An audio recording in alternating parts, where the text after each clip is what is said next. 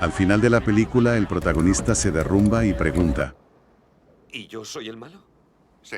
¿soy yo el malo? Una pregunta que, Que 30 años después sigue sin tener una respuesta sencilla, ¿no?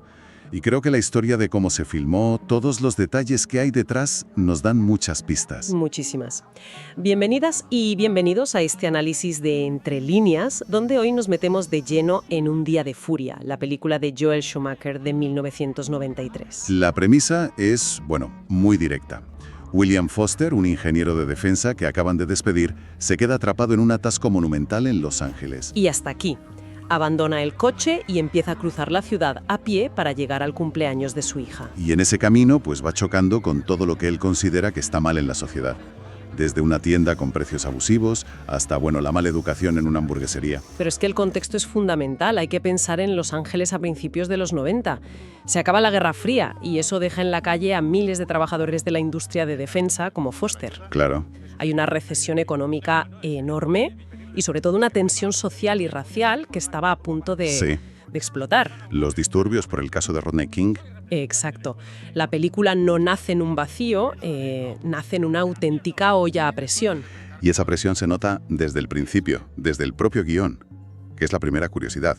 Este guión nació casi muerto. Totalmente.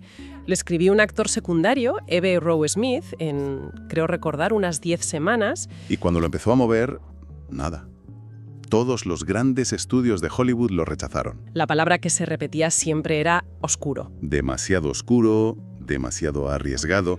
Es que no había un héroe claro. El protagonista es, bueno, es muy ambiguo moralmente. Y la crítica social era muy, muy directa. De hecho, el guión estuvo a puntito de acabar como una película para la tele de HBO. Un entierro silencioso, vamos.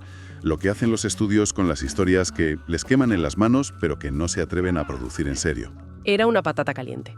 Pero entonces, Entonces, aparece Michael Douglas. el salvador del proyecto.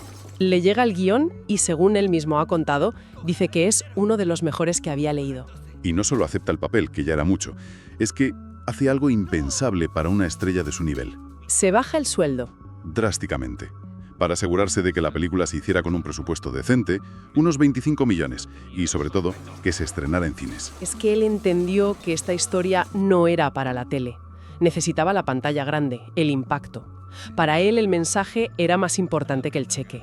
La sacó del limbo, literalmente. Así que ya tenían estrella y presupuesto. Ahora había que construir al personaje, a William Defence Foster. Y su imagen, que hoy es tan reconocible, nació de una casualidad. Completamente. En maquillaje, la peluquera Linda Gorasich propuso un corte de pelo muy específico, el flat top, el corte militar súper recto. De los años 50. Exacto.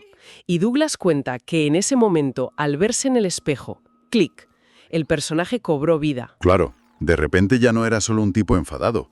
Era un fósil viviente. Un hombre anclado en la América de la Guerra Fría que ya no encaja. Ese pelo, la camisa blanca impoluta pero que le queda un poco justa a punto de reventar. Y el protector de plástico para los bolígrafos en el bolsillo. Un detalle genial. Lo convierte en un anacronismo con patas. Y esa idea del hombre común que se ha quedado atrás fue la que guió el casting. Porque, ojo, Douglas no fue la primera opción ni de lejos. No. Se barajaron nombres que, bueno, que habrían cambiado la película por completo. Por ejemplo, Robert De Niro. ¿Con De Niro? Con De Niro te esperas la explosión desde el minuto 1. Es que ya intimida su sola presencia. Precisamente por eso lo descartaron. La película no iría sobre un hombre normal que se rompe, sino sobre un psicópata que ya lo era. El miedo está en la transformación. Luego pensaron en Harrison Ford. Y ahí el problema es justo el contrario. Claro, todo el mundo quiere a Harrison Ford. Su carisma de héroe habría hecho que el público viera a Foster como un justiciero, alguien a quien aplaudir. Habría sido muy fácil ponerse de su lado, sí. Y el último nombre curioso fue Dennis Hopper. Demasiado caótico. Demasiado volátil. No, necesitaban a Douglas por esa capacidad de parecer un tipo normal, inofensivo. Tu vecino del quinto. Eso hace que su caída sea mucho más perturbadora. Tenían al actor, tenían el look. Pero aquí es donde la ficción se encontró de bruces con una realidad más brutal que cualquier guión. Aquí es donde la historia de la producción se vuelve increíble. Abril de 1992, pleno rodaje. Se conoce el veredicto del caso Rodney King. Absuelven a los policías que le dieron aquella paliza brutal. Y Los Ángeles estalla. Comienzan los disturbios más violentos de la historia reciente de la ciudad. Y el equipo de rodaje está en medio de todo. Tuvieron que parar de filmar, evacuar las localizaciones. Las calles ardían, literalmente. Y esto nos lleva a un detalle visual que es potentísimo. La primera escena, la del atasco.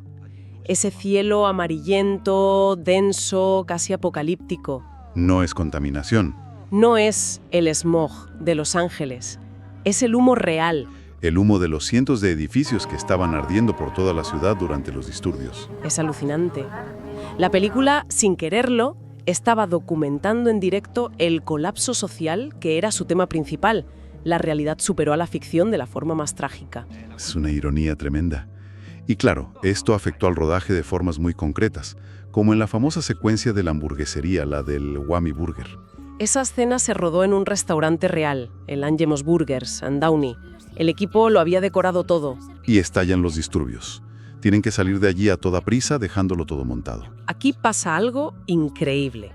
El dueño del local, por miedo a que se lo saquearan y destrozaran el set, se pasó la noche atrincherado dentro. Con una escopeta. Con una escopeta protegiendo el restaurante. O sea, la propia película sobre la ruptura del orden estaba siendo protegida por un ciudadano armado para poder seguir rodándose. Es una imagen. Es potentísima.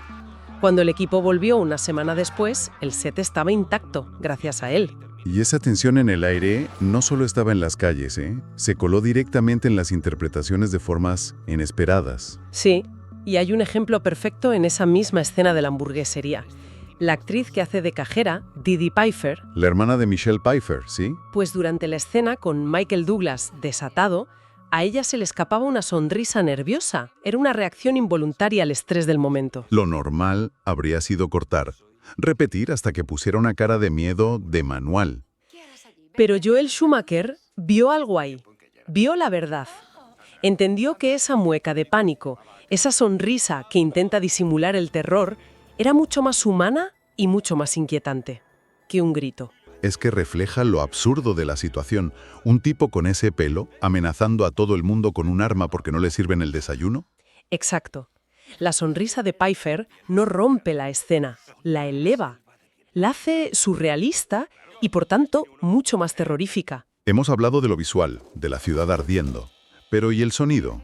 ¿Cómo se usó el sonido para construir esa paranoia? Pues hay un detalle de diseño sonoro de James Newton Howard que es muy sutil pero muy eficaz. A ver.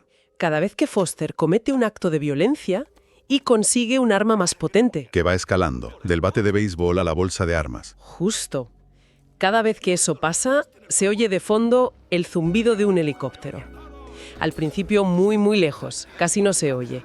Pero a medida que su violencia aumenta, el sonido se hace más y más presente. Es como en un videojuego. Es una analogía perfecta. Sube su nivel de búsqueda.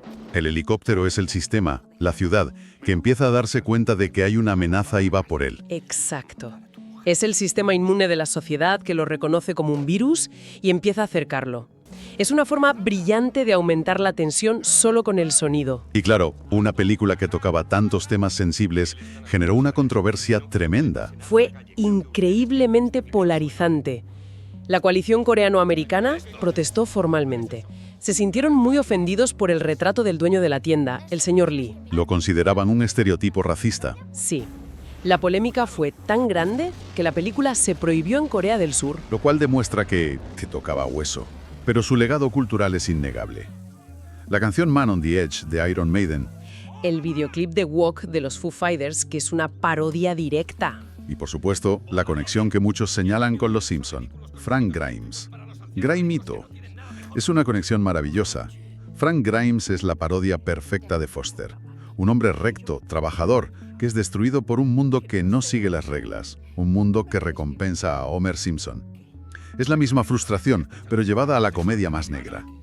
Todas estas piezas del puzzle son fascinantes, pero hay una, la última, que realmente cambia la forma de ver la película y que nos ayuda a responder la pregunta del principio.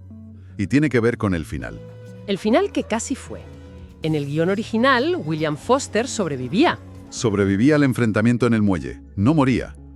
Y fue Michael Douglas, una vez más, quien se opuso. Frontalmente. O sea, el protagonista insistió en que su personaje debía morir. ¿Por qué? Su argumento fue muy lúcido. Dijo que si Foster vivía, la película se convertía en una fantasía de justicieros. En un aplauso a la violencia. Exacto. Se convertía en una película de Charles Bronson. Él insistió en que el personaje tenía que morir para que la historia funcionara como lo que él creía que era, una tragedia, una advertencia de a dónde te lleva ese camino de furia. Así que Douglas, en el fondo, condena a su propio personaje para salvar el mensaje de la película. Totalmente. Esa decisión lo cambió todo. Dejó de ser una posible validación de la rabia para ser una condena de sus consecuencias. Obligó al público a enfrentarse al colapso del personaje, no a celebrar su rebelión. Y esa insistencia en el final trágico nos devuelve al muelle, a esa pregunta final de Foster. ¿Soy yo el malo? Al forzar su muerte, Douglas y Schumacher responden por él. La película nos deja empatizar con su frustración inicial. Podemos entender el hartazgo con el sistema, pero sus acciones, la violencia que desata. Le convierten sin duda en el monstruo de su propia historia. No hay absolución posible. Sus quejas podían ser comprensibles, pero sus actos no lo fueron. Nos encantaría saber qué escena o qué idea de Un día de furia resuena más hoy en día. Las reflexiones se pueden compartir en la sección de comentarios. Desde Entre Líneas, un saludo. Y para quienes disfrutan de estos análisis en profundidad, el canal cuenta con un área para miembros que ofrece contenido y ventajas adicionales.